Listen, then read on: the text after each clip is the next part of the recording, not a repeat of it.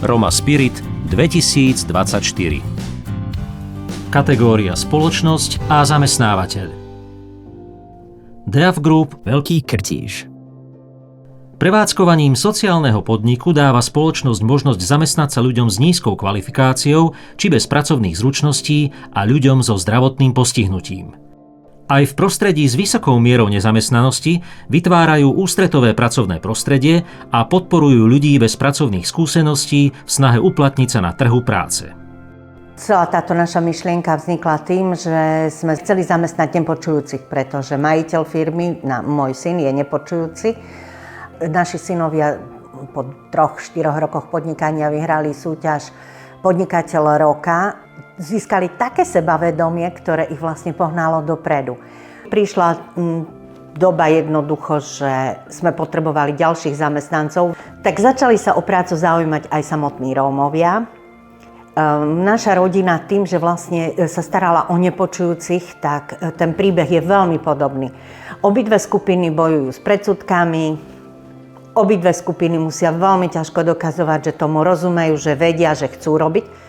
Pravda je taká, že v začiatkoch, keď sme mali na prevádzke prvých Rómov, tak hlavne cez Facebook, tam sú ľudia hrdinovia, napísali, že oni si nedajú od špinavých cigánov pripravovať jedlo a čo ja viem čo. Ale my sme vydržali, hej. Pracujem už tu pomaly 6 rokov.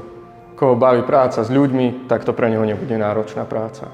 Ono je to úplne iný vzťah ako v inej práci, ono je to skôr ako keby sme kamaráti. Ja sa sem chodím zrelaxovať.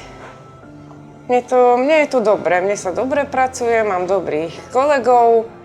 V tomto podniku pracujú nielen Slováci, ale aj Maďari, nielen nepočujúci, ale aj ťažko zdravotne postihnutí Rómovia. Proste každý, kto robiť chce. Každý má šancu, príležitosť sa ukázať, a keď je dobrý pracovník, paráda. Tí zamestnanci, ktorých teraz máme, to sú ľudia, ktorí svojou prácou si to miesto zaslúžia. Zaslúžia si našu dôveru.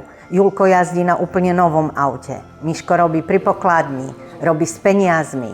To je prejav veľkej dôvery.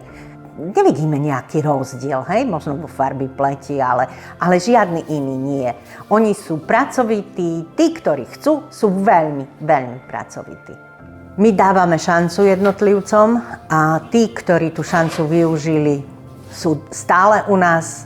Verím, že takí prídu, že budú ďalší a ďalší, ktorí budú šikovní a budú chcieť pracovať.